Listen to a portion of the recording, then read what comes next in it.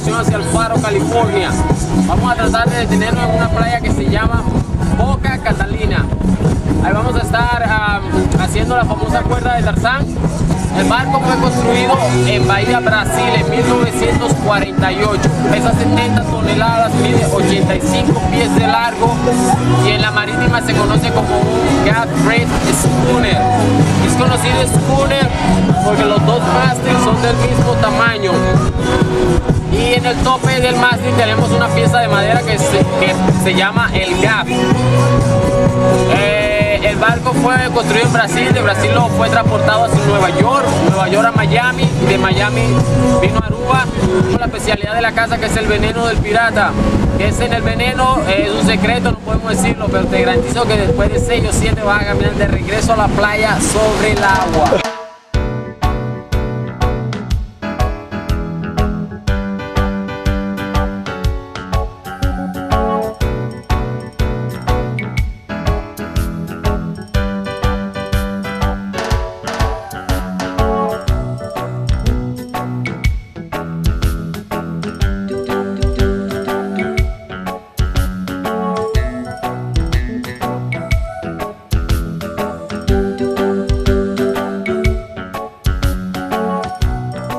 ¿El pirata Morgan navega por aquí? Esperamos que sí, porque en verdad estoy un poco escaso de dinero hoy y de chicas. Así que encuentro uno, voy a llevarme la chica y el dinero, que es lo único que necesito.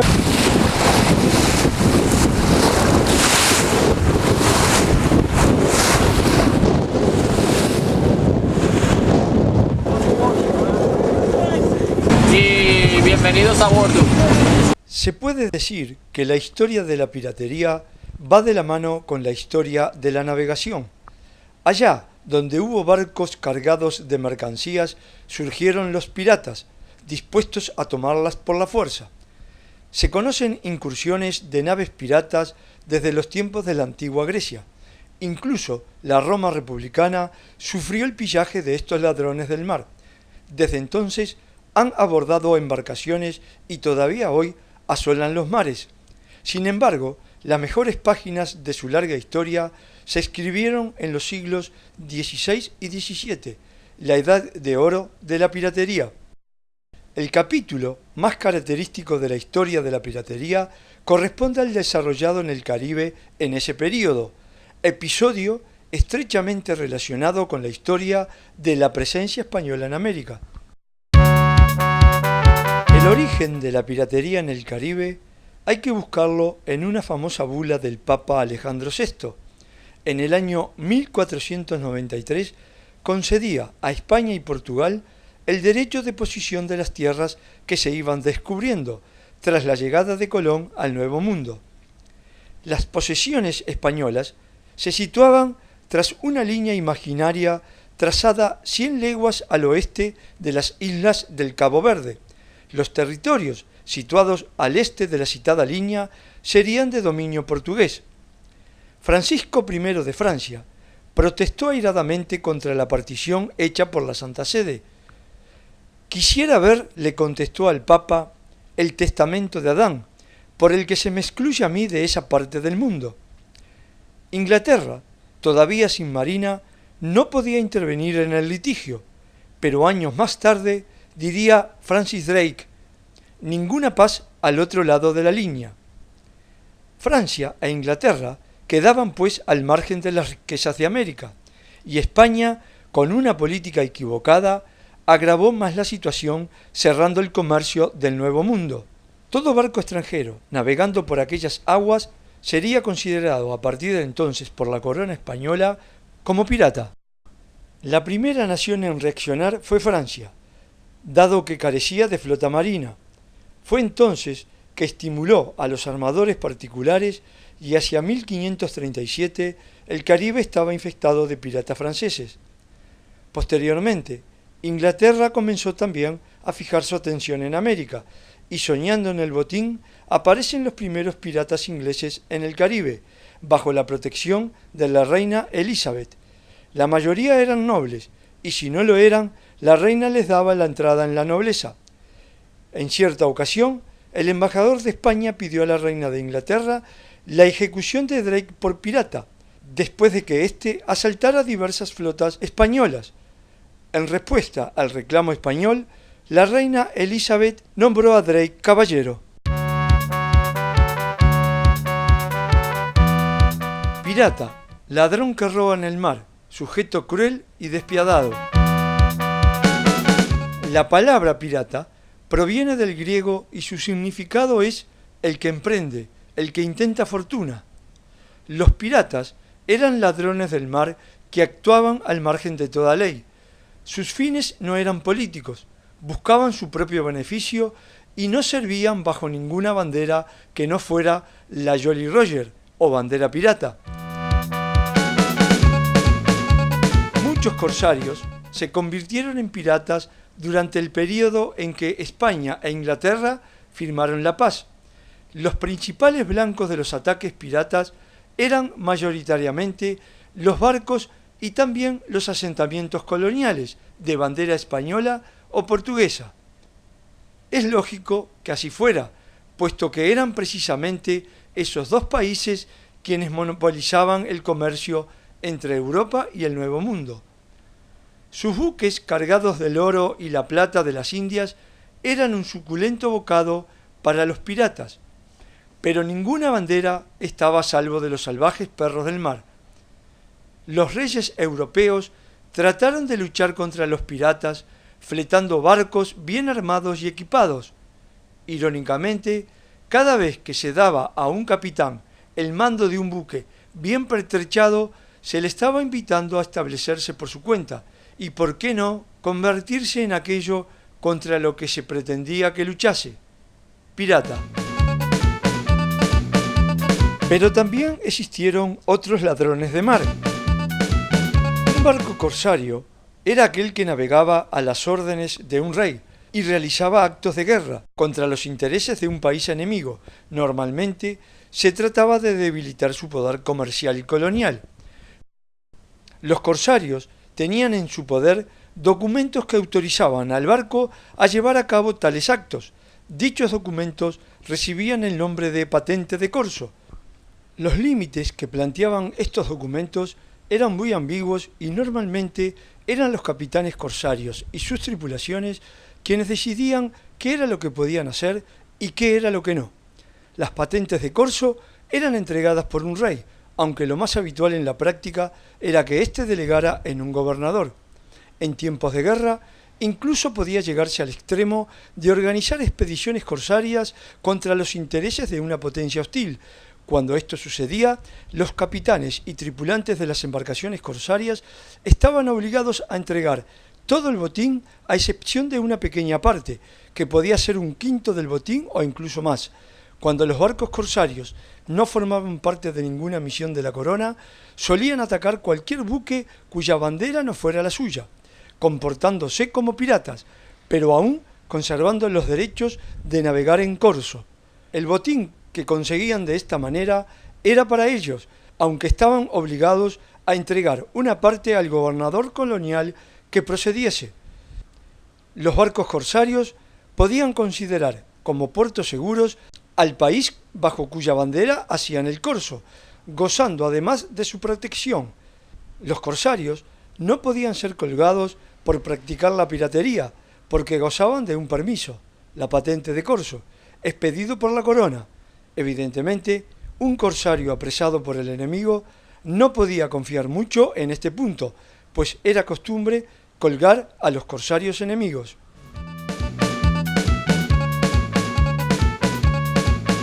Pero también estaban los bucaneros. Con este término se empezó a conocer a ciertos colonos franceses que se habían establecido en la parte occidental de la Española, actual Haití.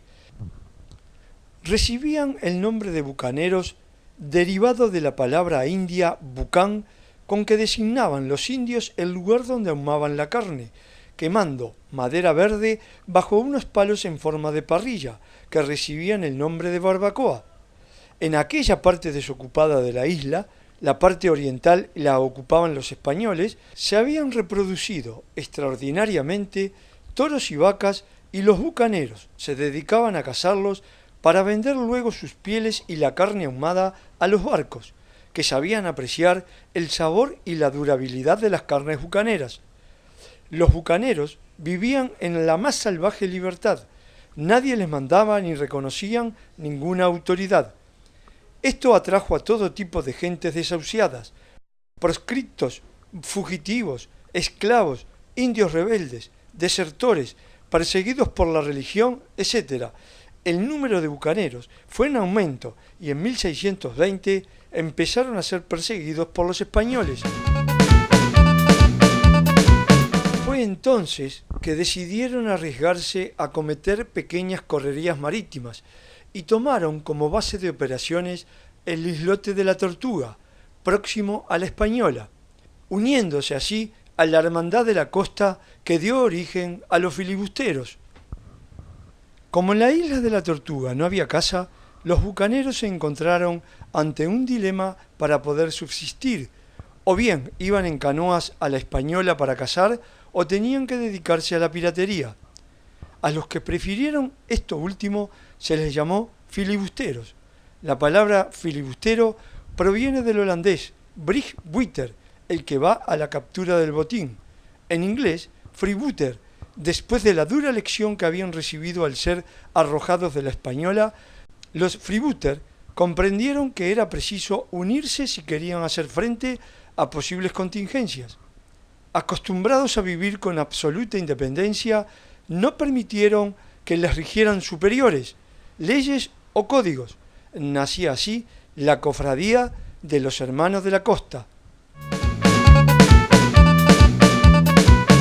Los filibusteros atacaban barcos de cualquier nacionalidad, aunque una vez más serían los españoles sus presas las más de las veces. Utilizaban mayormente pequeñas embarcaciones, muy ligeras y maniobrables, y con frecuencia eran financiados y apoyados extraoficialmente por potencias europeas con intereses en mermar el comercio del enemigo. Se concentraron mayormente en torpedear el comercio entre las colonias y se cuentan auténticas hazañas de barcos filibusteros con escaso armamento y poca tripulación que apresaron galeones cargados de oro y con un poder artillero sobrecogedor. La isla de la Tortuga es una isla situada al noroeste del actual Haití, llamada en tiempos de los piratas, junto al actual Santo Domingo, La Española. Es una pequeña isla de 220 kilómetros cuadrados y fue la más importante y célebre base de los bucaneros franceses, sede de la Cofradía de los Hermanos de la Costa. Tan famosos son los castigos de los piratas como crueles. Uno de los peores era pasar a alguien por la quilla. Sobre la cubierta de la nave se ataba un cabo al prisionero por una de sus puntas. La otra punta del cabo era introducida en el agua y llevada al lado contrario por debajo del barco. Una vez esta punta estaba encubierta, el prisionero era atado de nuevo con ella. Para evitar que el condenado tragara agua, se introducía una porción de grasa por su boca. Cuando se ordenaba la ejecución, el reo era elevado por los pies y dejado caer al mar por un lado, mientras un grupo de hombres tiraba del cabo por el lado contrario, arrastrando así al prisionero por debajo del casco del buque, hasta que volvía a ser izado por la banda contraria. La operación se repetía 3 veces. Además de la enorme angustia que suponía la asfixiante carrera, el castigo se agravaba con el hecho de ser arrastrado sobre el casco del barco, completamente cubierto de moluscos y cabezas de clavo que cortaban el cuerpo del desgraciado. Otro duro castigo era el marón. Consistía en abandonar a alguien en un islote o isla desierta apartada de las rutas de navegación. Se le desembarcaba junto con un poco de agua, una arma de fuego, unas pocas balas y un poco de pólvora. El abandonado generalmente moría así o de hambre o de herida de bala, o ahogado al subir la marea si se encontraba en un pequeño islote. En realidad no se conoce quién dio nombre a la Cofradía de los Hermanos de la Costa, ni tampoco quién la fundó.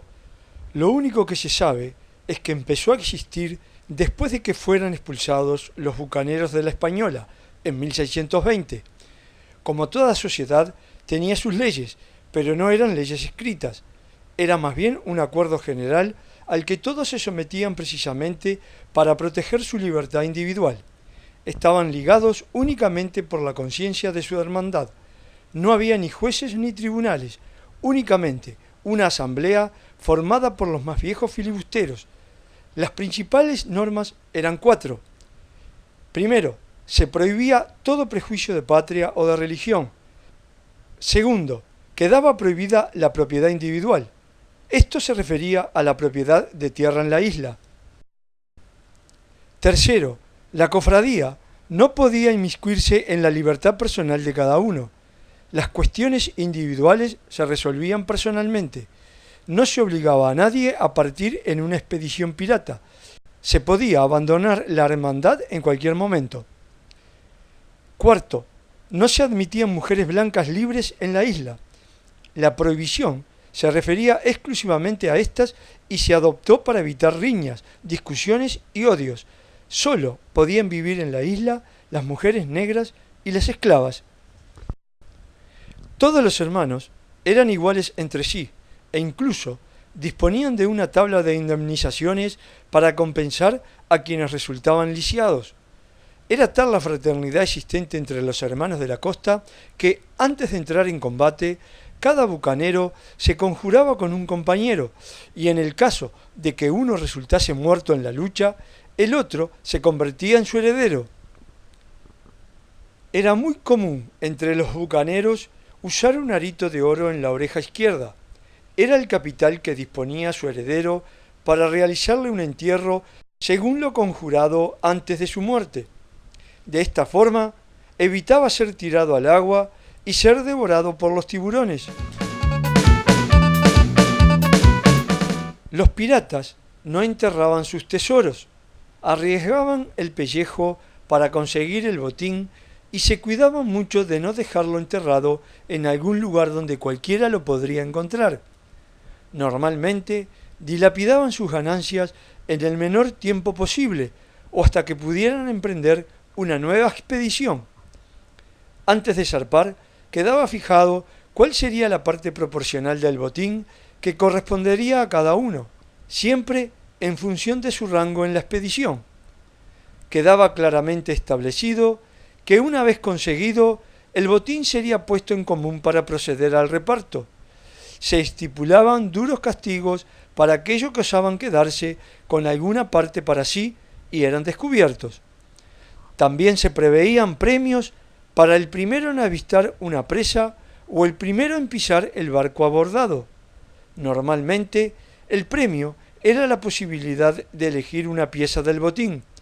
Las pistolas eran la pieza más codiciada por su valor en combate.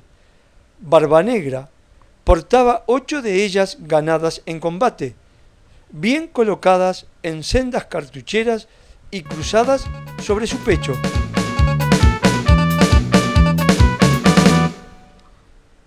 Muchos piratas han sido famosos por sus fechorías. Henry Morgan, Barbanegra. En un trabajo honrado, lo corriente es trabajar mucho y ganar poco. La vida de pirata, en cambio, es plenitud y saciedad, placer y fortuna, libertad y además poder. Firmado el pirata Bartolomé Roberts. Pero también mujeres piratas han pasado a la historia. Anne Bonny, Mary Read, son apenas algunos de los nombres con más batallas en el mar. Pero sin ninguna duda, el más famoso de los piratas fue el temido Edward Teach, Barbanegra. Su verdadero nombre era Edward Drummond y usaba el nombre de Edward Teach antes de dedicarse a la piratería. Su barco, el Queen Anne Revenge, fue tomado a los franceses. Llevaba una enorme barba negra adornada con cintas. Antes de cada batalla, ataba mechas de hilo a su sombrero que dejaban una estela de humo negro, con el fin de aterrorizar a sus enemigos. Trataba a los prisioneros salvajemente. Su actividad duró solamente 2 años. En 1718, el gobernador de Virginia ofreció una recompensa por él vivo o muerto. El teniente Robert Maynard de la Royal Navy lo persiguió con 2 barcos y lucharon mano a mano sobre cubierta. Murió con 20 heridas de machete y 5 disparos de pistola. Maynard le cortó la cabeza, la colgó en su barco y regresó por la recompensa. Sir Francis Drake, el gran navegante. Francis Drake no solo ambicionaba grandes riquezas como corsario, sino que también buscaba la gloria de ser un gran navegante. Por eso se propuso ser el primer inglés en dar la vuelta al mundo después de haberla completado el español Fernando de Magallanes. Francis Drake fue un corsario inglés que cumplía las órdenes de la reina Isabel I, pero navegaba en sus propios barcos y se quedaba con gran parte del botín que capturaba. Los enemigos de los ingleses en el siglo XVI eran los españoles, que acababan de conquistar el continente americano y comenzaban a extraer de sus minas valiosísimos cargamentos de oro y plata.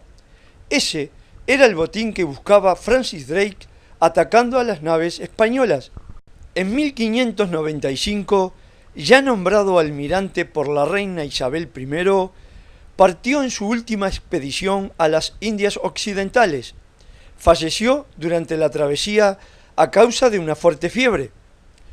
Drake fue uno de los viajeros que contribuyó a la difusión en Europa del tabaco y la papa, 2 productos desconocidos en este continente.